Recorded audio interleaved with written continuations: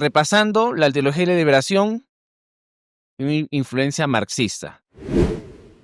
El punto de partida es la praxis, es decir, la teología, en este caso, no comienza en la exégesis ni en la reflexión sistemática, sino en la realidad histórica del pobre y del oprimido. Hay un esfuerzo de sistematización, de análisis del texto en esta propuesta, poco o nada. Es nada más ver la realidad y decir, bueno, ¿qué hacemos? La praxis de la liberación, es decir, es una acción transformadora, es como una teología desde abajo, ¿no? Desde los oprimidos. Opción preferencial por los pobres. Los pobres no solo son receptores de ayuda, sino sujetos de teología. Vamos a estudiar a los pobres. Vamos a estudiarlo para ver cómo liberarlos. La Biblia se lee desde una perspectiva contextual, meramente contextual. Por ejemplo, Éxodo e Isaías se interpretan como paradigma de liberación política. Paradigma de liberación política. Incluso, hermanos, hubo una polémica hace unos años, no sé si conocen a Tim Keller. Miren, hermanos, tiene buenas cosas, pero yo prefiero otros teólogos. Tiene un buen libro He escuchado muy buenas referencias de su libro de predicación, dice que es uno de los mejores. He leído parte de su libro de la oración, y muy bueno, pero está contaminado por el marxismo. Ahí tiene sesgos muy, un poco peligrosos.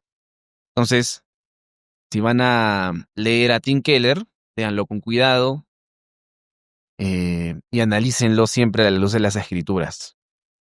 Éxodo e Isaías se interpretan como paradigmas de liberación política. Miren, Dios liberó a Israel de la opresión política de Egipto. En un sentido tienen razón, pero fue con un propósito mucho mayor que una mera liberación social y política. Y la explicación del hecho histórico de la salida de Israel de Egipto, o lo que le da sentido es, pues, la cruz. La cruz. Israel es todo el relato de Éxodo es una tipología, ¿no? Hay que interpretarlo desde una perspectiva cristológica. Y en la teología de la liberación simplemente se olvida. Uso del análisis marxista, y hemos visto eso, el marxismo es adoptado como instrumento, opresores versus oprimidos. Y esto se va a ver en la teología feminista. En la teología feminista, ¿quiénes son los oprimidos o las oprimidas? Las mujeres. ¿Y quiénes son los opresores? Los hombres. Eso también se va a ver reflejado en la teoría crítica racial. ¿Quiénes son los oprimidos? Sin miedo, hermanos, sin miedo. Los negros o los afroamericanos, ¿no? ¿Y quiénes son los opresores? Los blancos. En el caso de los indígenas, Los indígenas son oprimidos ¿por quiénes? Por los citadinos, ¿no? Y por eso que el marxismo siempre va a generar conflicto. Peleas, pugnas. Pero ¿qué es lo que hace el Evangelio? Jesucristo nos enseña a través de Pablo en Gálatas. En Jesucristo ya no hay hombre ni mujer, ya no hay esclavo ni libre. No está diciendo que desaparecen esas categorías biológicas o esas categorías de hombre-mujer, porque la misma Biblia enseña que hay diferencias y responsabilidades, pero lo que nos dice que hay una unión en dignidad. Todos aquellos que están en Cristo, tienen los mismos beneficios de la salvación. Por eso que el marxismo está de plano, hermanos, rechazado por los creyentes. Relectura de la salvación. La salvación no se entiende primero como perdón de pecados y reconciliación con Dios, sino como liberación integral, liberación económica, social, política.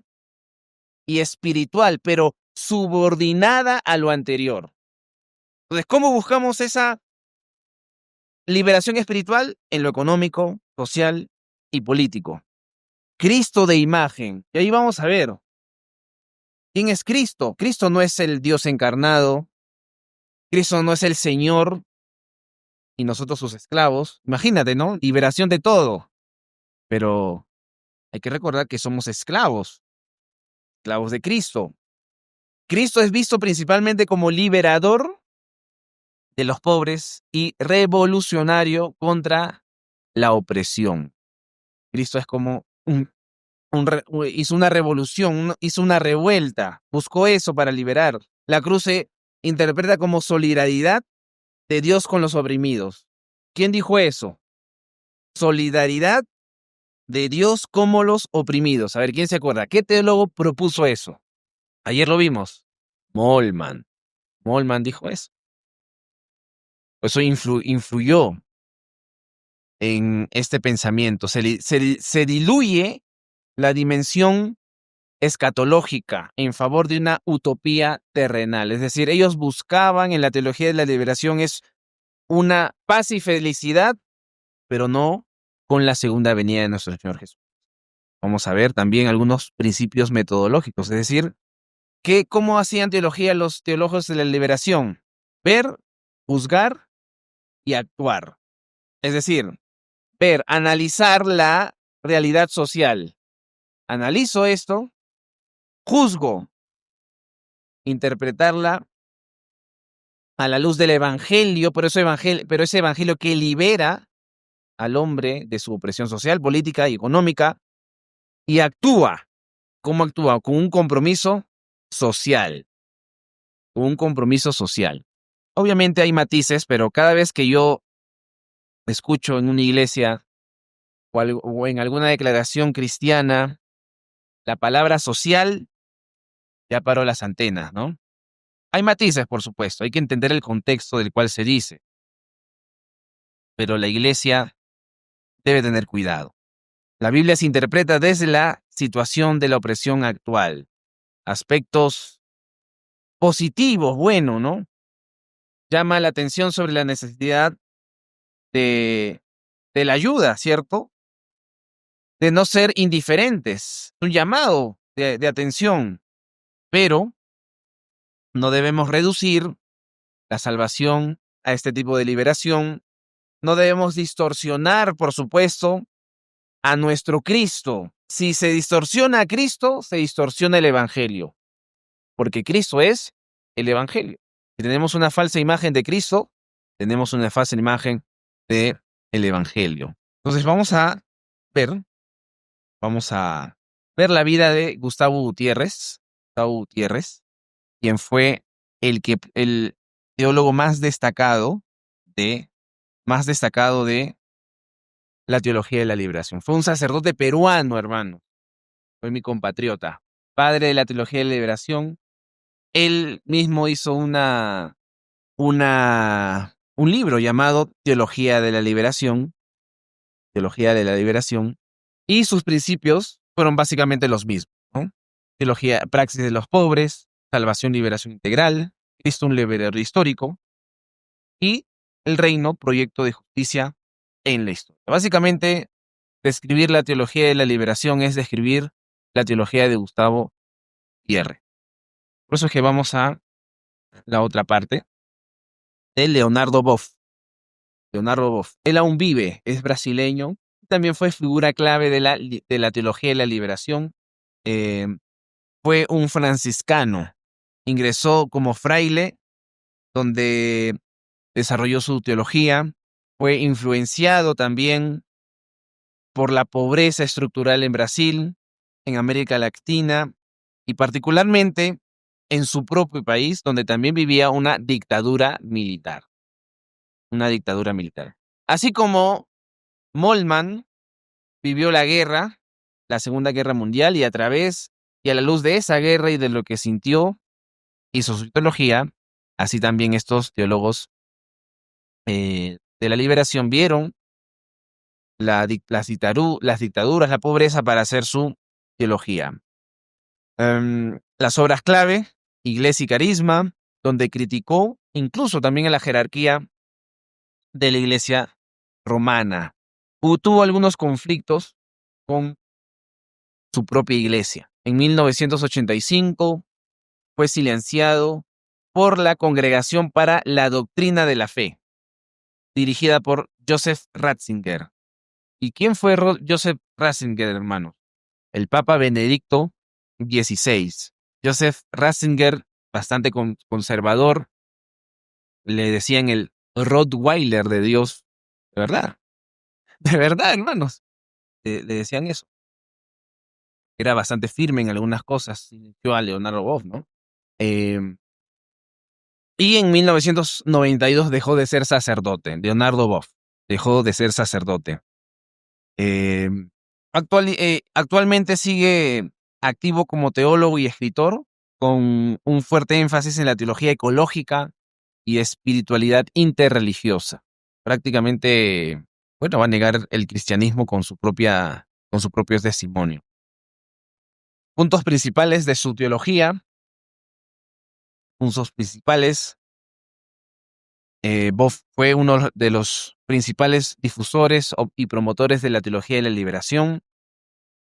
Y el punto central de su teología es: la iglesia debe ponerse del lado de los pobres y marginados. La iglesia debe ponerse del lado de los pobres y marginados. Y esta idea va a ser traspasada también a otras teologías, ¿no? A la solicitud o a la protesta de derecho. A ver, ¿quiénes son los aparentemente marginados en esta era? Por eso que las feministas piden más derechos, derecho al aborto, los homosexuales piden más derechos porque son marginados, los trans piden ser, bueno, poner en su documento de identificación lo que ellos quieren. ¿Por qué? Porque esa idea, ¿no?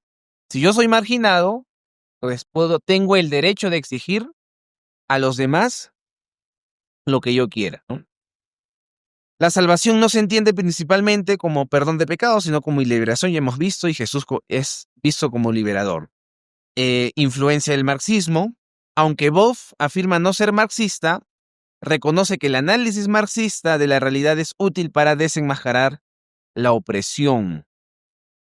La lucha de clases y la crítica a las estructuras de poder son categorías recurrentes en su pensamiento. Y eso es por eso que es, digamos, llevar su pensamiento hasta las últimas consecuencias. Por eso, si ven que la iglesia es una estructura jerárquica y tu pensamiento dice que todos debemos ser exactamente iguales, la vas a explicar, ¿cierto? Por eso que Leonardo Boff critica la jerarquía de la Iglesia Católica Romana.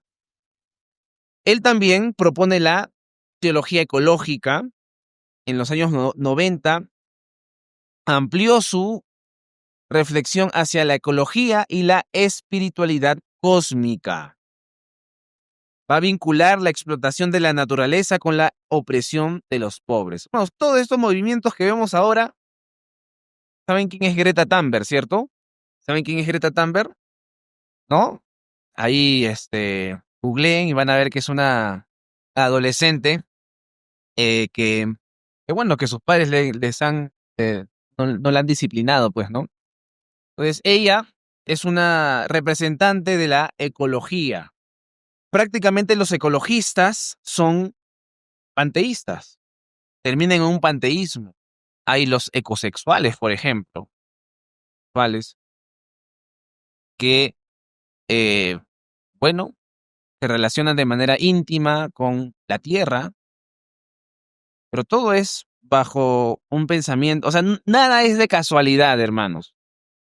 Nada es de casualidad. Debajo de cada práctica antibíblica hay un pensamiento o una doctrina de demonio.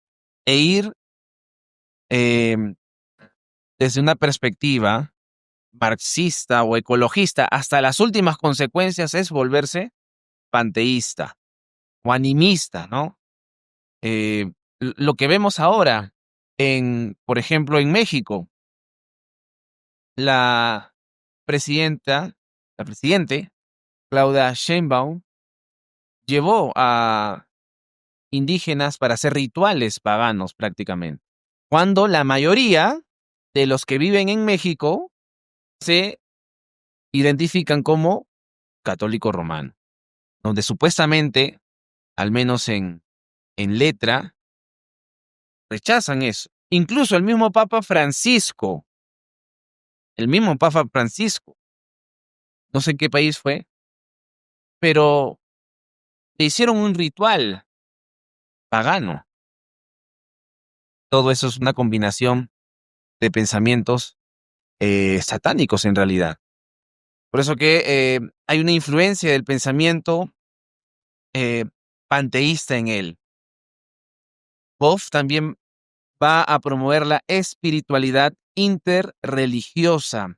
Defiende el pluralismo religioso, donde cada tradición aporta el camino de la salvación.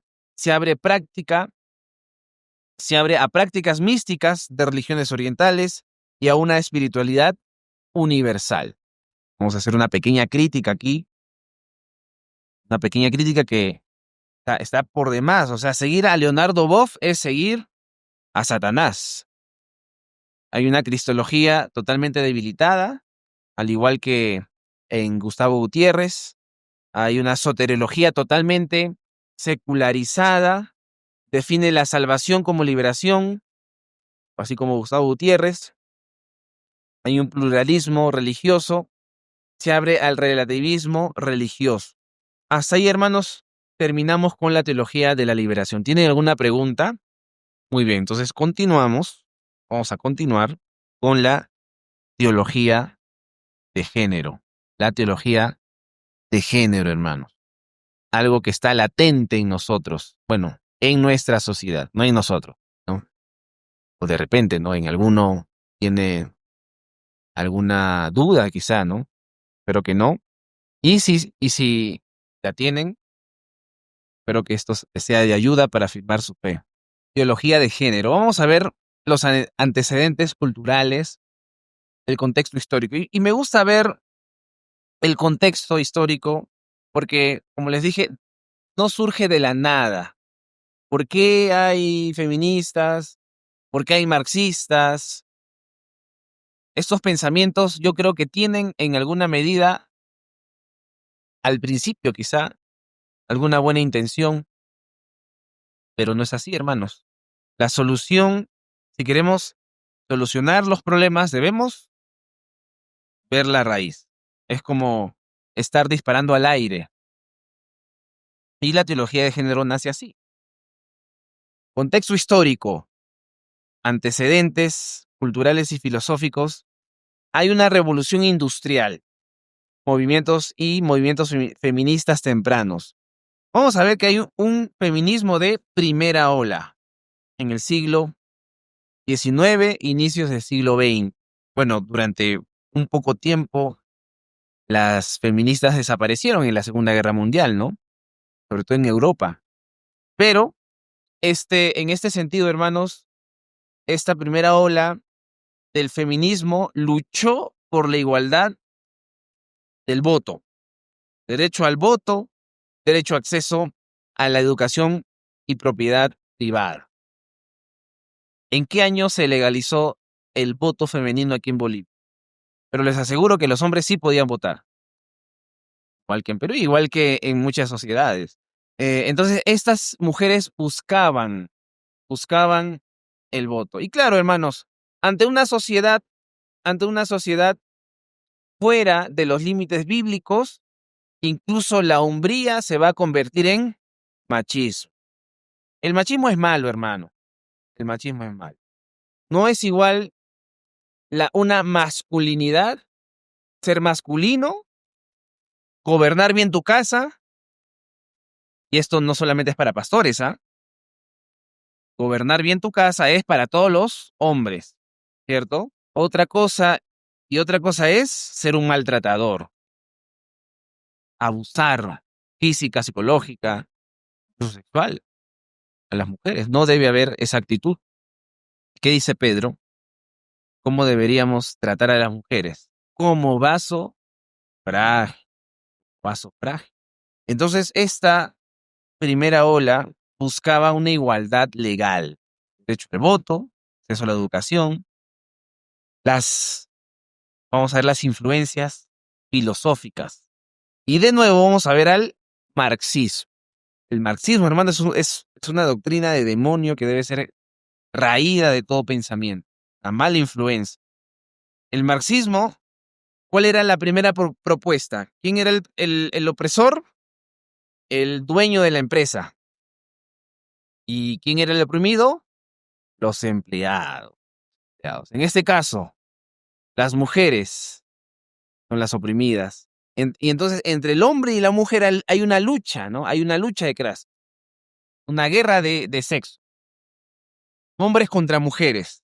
También va a haber una influencia del psicoanálisis, es decir, se va a introducir una visión sexualizada de la identidad humana. Y del siglo XX en adelante, hermanos, la sexualidad va a ser un tema muy, pero muy latente. La liberación de la mujer y de todos esos oprimidos, en última instancia, se va a ver en la liberación sexual. Va a haber una revolución sexual. A lo largo de toda la historia, una de las manifestaciones de decadencia en una sociedad es la liberación sexual. Ver la sexualidad como algo común y corriente. En un sentido, hermanos, en un sentido, es común y corriente porque, bueno, ¿de dónde tú has salido? No has venido de la cigüeña, ¿cierto? No. Es natural la sexualidad, pero es algo íntimo a la vez y sagrado, tanto que fuera de los límites del matrimonio está prohibido. No adulterarás, ¿cierto? Ni siquiera con nuestro corazón. Pero en esta visión, en este contexto, ya estaba levantando esa visión sexualizada de la identidad humana. Vamos a ver también en Simone de Beauvoir, no sé si han escuchado de eso, es una persona muy, pero muy importante. Ahí está Simone de Beauvoir. En su libro El segundo sexo acuña la famosa frase: la mujer no nace, se llega a serlo. La mujer no nace, la mujer se hace. ¿Y cuáles son las implicaciones de esta frase? A ver, hermanos, pensemos un poco. Quiero su participación. ¿Qué implica el hecho de que la mujer no nace, sino que se hace? ¿Qué implicaciones hay? Exacto. Niega una identidad esencial en una persona y la reduce a una construcción social. ¿No han escuchado esa frase? No, es una construcción social y eso es una idea falsa. Aunque también hay que reconocer, ¿no? El sexo es diferente al género, pero el género está íntimamente relacionado con tu sexo. Digamos que el género son aquellas cosas que como hombre o como mujer nos corresponden y que en cada cultura podría diferenciarse, hay ciertos matices. Pero hay un hombre que nace, una mujer que nace, y en base a ese sexo biológico, en base a ello, sin separarlo, hay una identidad de género que siempre se debe corresponder con el sexo biológico. Lo que hace, o con el aspecto biológico, lo que hace Simone de Beauvoir es separar radicalmente estas dos. A una feminista, tú le preguntas, ¿qué es ser mujer? No te sabe. No te sabe. ¿Qué es una mujer? No. Dan vueltas y vueltas y vueltas. Entonces, este es el contexto. Vamos ahora, ¿qué pasó a mediados del siglo XX? El feminismo, va a aparecer el feminismo de segunda ola, que ya no va a pedir el voto, ya no va a pedir ser educada, ya no va a pedir ser dueña de propiedades. Ahora va a enfocarse en la igualdad de roles sociales, laborales y sexuales. Aquí surge mucho, pero mucha más fuerza la noción de género como distinto o radicalmente distinto del sexo. Se introduce el concepto de género en la antropología, sociología, para señalar que la identidad del hombre y la mujer no está determinada únicamente por la biología, sino que también por factores culturales. Y ya va a empezar la revolución sexual en los años 60, en los años 70, el pedido de que la mujer es dueña de su propio cuerpo y por eso puede abortar cuando quiera, cosa que las escrituras no lo enseñan. Tú como las esposas, ¿a quién le pertenece su cuerpo? A ver, las mujeres tienen que responder. A los esposos, tu cuerpo. ¿Ustedes se visten para quién? Para sus esposos. Sirven para sus esposos. ¿Y los esposos, a quién le pertenecemos? A nuestras esposas. Entonces hay una relación, no hay una separación bíblica, no hay un conflicto. Sin embargo, en la teología feminista se promueve esta diferencia. Entonces, la teología feminista surge paralela a la segunda ola feminista. ¿Cuál es el objetivo de la teología feminista? Es criticar el lenguaje masculino de la Biblia y la teología tradicional. Releer la escritura desde la experiencia femenina. ¿Conocen a esta predicadora, Joyce Meyer? Joyce Meyer. ¿Saben lo que hizo un día? Arrancó primera de Timoteo, donde dice que las mujeres no pueden enseñar. Y eso que ella está, digamos, en la ala conservadora del movimiento pentecostal, ¿no? O carismático de los Estados Unidos. Imagínense a los que son abiertamente liberales. En esta época es donde la mujer ya poco a poco deja la casa para enfocarse en sus propios proyectos personales. Y el resultado, el fruto es la introducción de lenguaje inclusivo para Dios, un cuestionamiento del patriarcado bíblico y de la ortodoxia cristiana clásica. Empiezan a ordenar mujeres. Va a haber un giro de la teología hacia la teología de género a partir de los años 80. A partir de los años 80, con Judith Butler. Judith Butler todavía vive. Plantea que el género es una performance, eh, o una actuación externa, una actuación social repetida, no una realidad física de nuestro propio ser.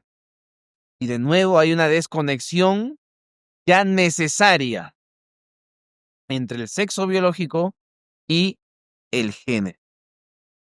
Irónicamente, hermanos,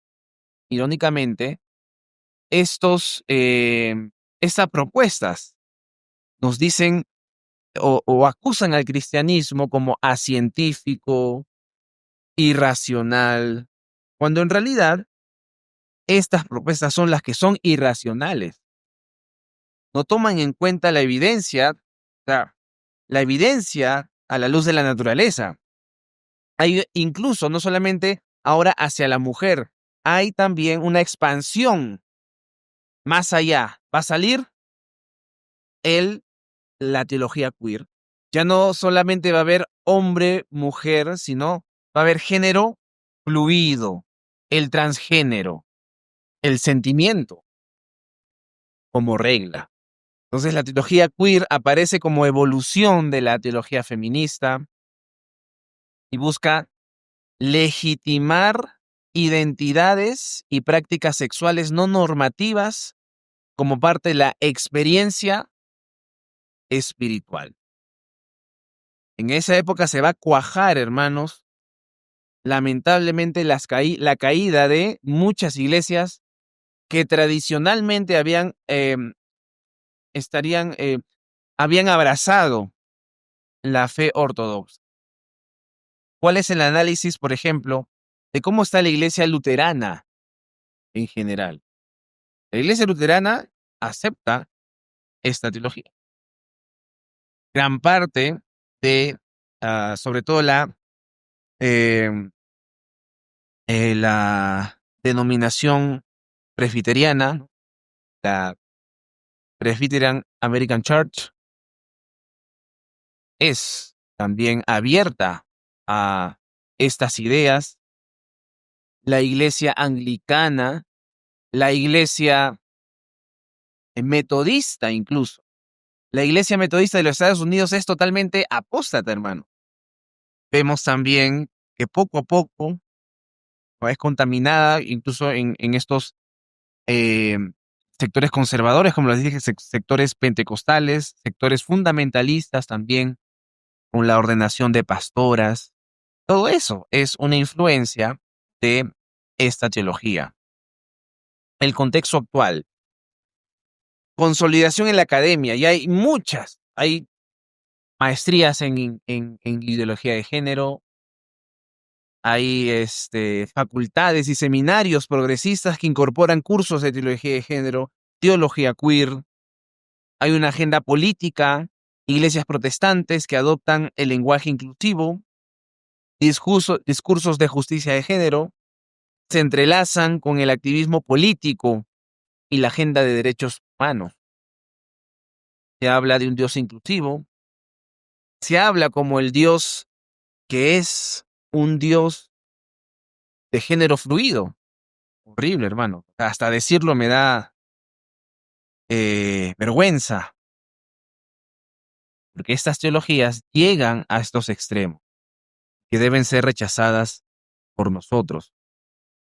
Por eso que la teología de género no surge de la escritura, surge de una corriente filosófica feminista, posmoderna incluso, progresista.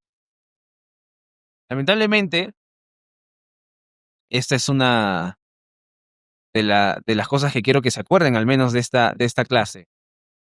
El ser humano quiere su progreso, quiere solucionar los problemas más fundamentales que ve, no lo logra, sino más bien es una degradación de la identidad que el Señor le ha dado.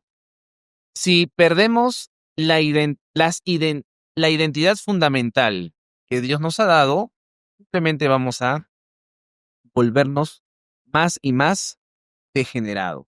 Si olvidamos que somos imagen de Dios, por ejemplo, vamos a vamos a ser incluso especistas, ¿cierto? Va a haber una corriente dentro de este progresismo de comparar a los animales con los humanos. Los matrimonios ya no tienen hijos, sino perrijos. Reemplazan. Hermanos, esta es una influencia de estos pensamientos que se atribuyen el progreso humano, pero en realidad. Por eso es que está el veganismo. El veganismo también tiene un trasfondo filosófico. El hecho de que la vaca, el cerdo, el pollo son mis hermanos. Cuando en realidad, hermanos, la creación ha sido dada en virtud del ser humano. Dios creó los cielos y la tierra, al sexto día creó al hombre para ponerlo ahí, para que trabaje, pero para que la creación le sirva al ser humano, o sirva al ser humano como instrumento para su bienestar, no al revés. Se habla también de derechos de los animales. Animales no deben tener ni un derecho. Nosotros tenemos una responsabilidad de administrar bien todo lo que tenemos, ¿cierto? Si tú tienes un perro, tienes que tratarlo bien. Trátalo bien, pero no lo trates como un ser humano. Dale de comida, dale agua, paséalo. Yo siempre digo, si no puedes tener un perro, no lo tengas. No lo tengas. Si lo vas a dejar ahí en el último piso de tu casa, no lo tengas. Regálalo, o si no consigues otro método, pues sacrifícalo, ¿no? Puede, no, puede parecer un poco polémico, hermanos, pero miren, a mí me encantan los perros. Les aseguro que me encantan los perros. En mi casa hay 3 perros. No por mí, pero bueno. Pero si yo tuviese la oportunidad de ser dueños de esos perros, yo eh, trataría de llevarlos a otro lugar. No son míos. Están en el segundo piso, en el primer piso del edificio en donde estoy yo. Y sí, y yo he hablado con mi hermana porque uno de esos perritos no es muy problemático, hace mucho escándalo, vive en la casa de mi mamá, que es en el primer piso. Imagínense que se orinó en la mesa de la casa de mis papás. Entonces yo conversé con mi hermana. Le dije, mira, si no tienes otra opción, si fuera mío, ya busco estos refugios de animales.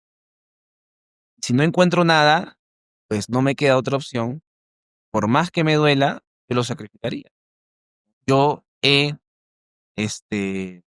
he hablado a mi hermana llorando.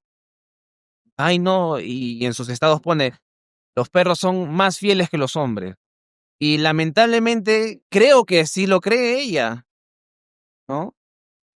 Pero todo viene de una filosofía inconsciente en la gente, pero promovida por no tener una responsabilidad. ¿Qué es más fácil? ¿Criar un hijo o un perro? A un perro, pues.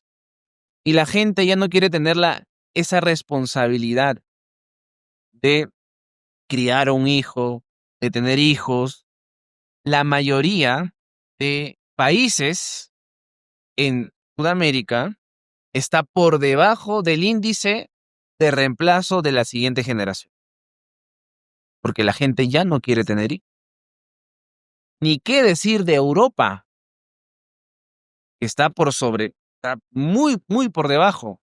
En Japón están hasta el perno. La gente se envejece y los jóvenes no quieren tener hijos. Y el Señor nos anima a valorar al ser humano como tal y a las responsabilidades que tiene. Y tienes la posibilidad de tener 2, 3 hijos, hazlo. También hay matices, ¿no? La responsabilidad económica que tienes, ¿no? Hay que criar bien los hijos, pero si no quieres tener hijos por el mero hecho de que no quieres arruinar tus planes o tus finanzas, pues estás mal. Estás siendo egoísta. Entonces, tengan los hijos que puedan tener. Por eso que esta teología es totalmente antropocéntrica, antropocéntrica, frente a la teología que nosotros abrazamos, donde nos dice que Dios creó al ser humano, un ser diferente a de la creación, es decir, un ser creado diferente de toda la creación. ¿Quién es el único ser que tiene la imagen de Dios sellada en él? El ser humano, el ser humano. Y en esa identidad hay hombre y mujer. Y en Cristo encontramos la restauración total de nuestra humanidad según el diseño del Señor. Esta teología de género, hermanos, desvirtúa totalmente todos los estándares cristianos, desde el más básico. O sea, una de las de los elementos de identidad más básicos del ser humano es tu biología, ¿cierto? Biología. Si negamos lo que vemos con nuestros propios ojos, o sea, lo que es evidente, entonces podemos negar ya otras cosas más. Por eso que aquí vamos a ver algunas proposiciones, ¿no? El sexo no es igual al género, autonomía absoluta, rechazo al binarismo, hombre-mujer, relativismo posmoderno, la identidad es fluida, y la Biblia vista como texto patriarcal y opresor. Y dentro de esta teología de género, vamos a ver a la interseccionalidad. Interseccionalidad. Son pensamientos muy, pero muy contemporáneos. ¿Han escuchado de Black Lives Matter? Un movimiento marxista. Black Lives Matter significa las vidas negras importan. ¿Se acuerdan se acuerdan del evento de George Floyd en el 2020? Hizo que en gran medida Donald Trump perdiera las elecciones, además por su gestión en el COVID, ¿no? George Floyd era trabajaba en una discoteca y fue apresado por un policía blanco. Entonces lo apresó y lo mató, o sea, ahogándolo. Fue todo un escándalo. Entonces, este movimiento Black Lives Matter promovió protestas y en Washington hubo toda una polémica sobre eso. Al final el policía fue condenado y entonces este movimiento fue bastante conocido. Ya estaba latente esa lucha entre negros o afroamericanos y los blancos. No hay que negar, hermanos, que también hay racismo. Hay racismo. Y lamentablemente el ser humano ve diferencias y como está enemistado con Dios, también va a estar o va a tener esa tendencia de estar enemistado con su prójimo. Y ya va a haber cualquier tendencia, cualquier característica para separarnos. Y por eso que el Evangelio es tan hermoso. Jesucristo en Pablo en Efesios 2 nos dice que Jesucristo derribó toda pared de división de judíos y gentiles. Todos somos uno en Cristo. Pero esto de la interseccionalidad va a ocasionar aún más, es decir, va a juntar todas las diferencias posibles para generar más y más peleas. El origen es Kimberly Crenshaw, es abogada y feminista afroamericana, e introduce el término en el marco del feminismo. Su idea es que, escuchen bien, ¿qué es la interseccionalidad? Las mujeres negras sufrían discriminación no solo por ser mujeres, ni solo por ser negras, sino por la intersección de ambas condiciones. Es decir, ella va a decir, ¿quién es más oprimida? ¿Un varón negro o una mujer negra?